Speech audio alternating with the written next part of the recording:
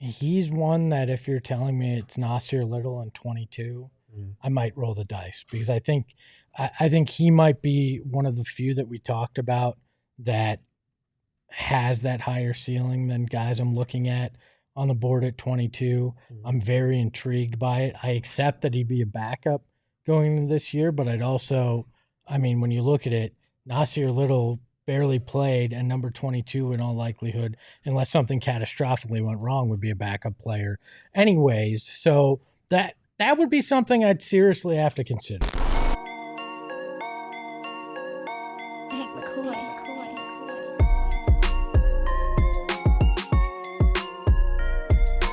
All right, here we go, guys. The sweet spot. This is the category. We've got Alex Caruso, first off, $9.8 million, average 10.1 points per game, 3.8 rebounds, 3.5 assists. I know a lot of people are excited right now about the idea of Alex Caruso. Again, what you have to do, what is the package you're putting together to make it enticing enough for the Bulls to decide, yes, we are completely blowing this up, and this is enough that we can get. I mean, at one point, I believe the talk was they wanted 2 first-round picks for Caruso. So are you really willing to go Nurk and some of their filler plus the 2 first-round picks for Alex Caruso? I mean, I'd be shocked if they actually get that. I think that's, classic bartering. I mean, fair. But they also didn't settle for 1 pick to this point. So they could be holding out for that. And if they are blowing it up, they will have multiple suitors. So is Nurk and either the number 22 pick this year or a first rounder in 2031 better than what the other offers are going to be? I don't know. And again, if you bring Caruso in, you still need to address your center spot now. I love Caruso's fit with this group because of the defense. Like, he is an elite point of attack, defender, ball screen navigator, all this stuff that the Suns need. But offensively, he's not like a facilitating, table setting point guard.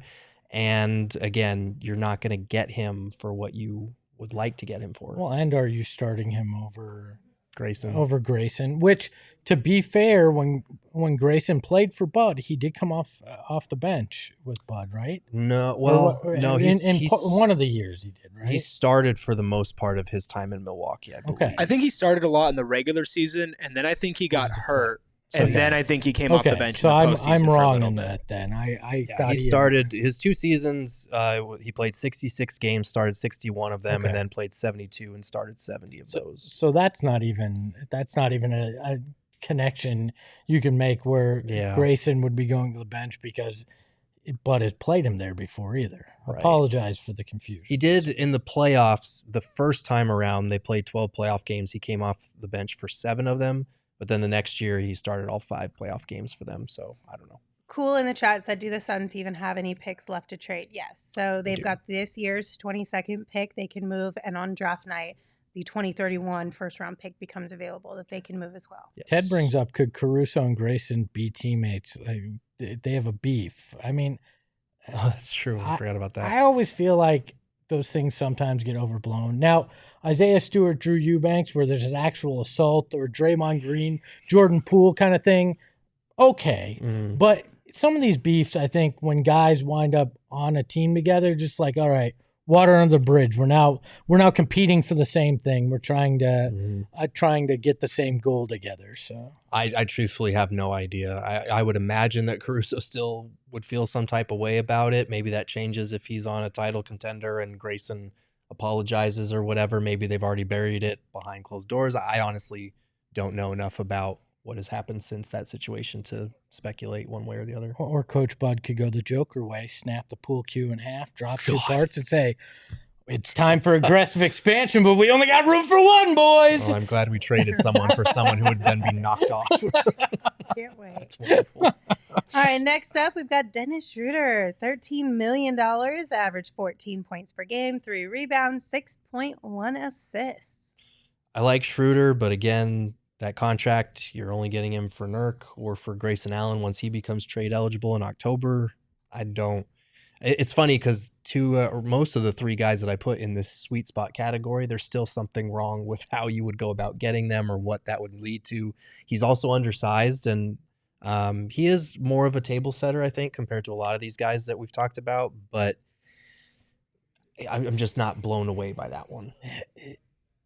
So I'm thinking out loud, because what we keep coming back to is you create the hole without Nurk. Is there a world where you play small ball with this group, or where you settle for a center that does one thing decent that you need, and accept that there's going to be other flaws and hope you can make it up because you now have a more dynamic offense? Like, that's the only way I could see making a deal for any of these guys that are going to cost you Nurk, and understand a logical path to that, which I don't think so, but maybe other basketball minds might. I think, again, and this is something that I brought up, and why one of my categories on this whole point guard exercise was how tall are they? Are they undersized? Is because if you are moving away from an established center like Nurk, you're probably getting smaller. If you're playing small ball, you're definitely getting smaller, and you're putting a lot of strain on like KD, whoever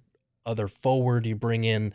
That's a lot of physical strain to put on them through a regular season. So you kind of need a more traditional center, if just to have a 7-footer who's strong, who can take some of that physical toll. Yeah, I don't think we're stocky enough for that Yeah. on a regular basis. I don't think so either, but I'm just trying to think about, is there any world where somebody tries to justify it in that way? And I think Cool in the chat says, who's going to rebound if Nurk goes? LOL, we'd have to shoot 60% every game to win. And I think that's probably the most valid argument against why you'd move him, because we saw there were some nights he carried more than half the load on the boards. Yeah, he was an elite offensive and defensive rebounder last season. I think he was 88th percentile in offensive rebounding and 98th in defensive rebounding percentage. So like, he was really good in both of those areas. It's just some of those flaws come playoff time. You need to make sure that you have backups behind him that you can pivot to in a pinch. All right, last one for right now. We'll do Trey Mann, $4.9 million, averaged 9.3 points per game, 3.6 rebounds, and 4 assists. I like Trey Mann. $4.9 million. Yeah, that part's great. And I think you could probably get him for, maybe Nasir Little in a first-round pick. The question is, does the Suns front office believe that he is a future really good point guard in this league, or is he just a guy who impressed in his time with Charlotte and would probably amount to a decent backup? He's one that if you're telling me it's Nasir Little and 22, I might roll the dice, because I think he might be one of the few that we talked about that has that higher ceiling than guys I'm looking at on the board at 22. I'm very intrigued by it. I accept that he'd be a backup going into this year, but I'd also, when you look at it, Nasir Little barely played, and number 22 in all likelihood, unless something catastrophically went wrong, would be a backup player anyways. So that would be something I'd seriously have to consider. I like Trey Mann. I think he's young. He's on a really nice contract. He's a guy that still has room to grow. But again, I think with this particular team, you're looking at a guy who is a backup in year one. And, unless you can trade him for Nas, even attaching the pick kind of hurts for me a little bit. And I like the guy too.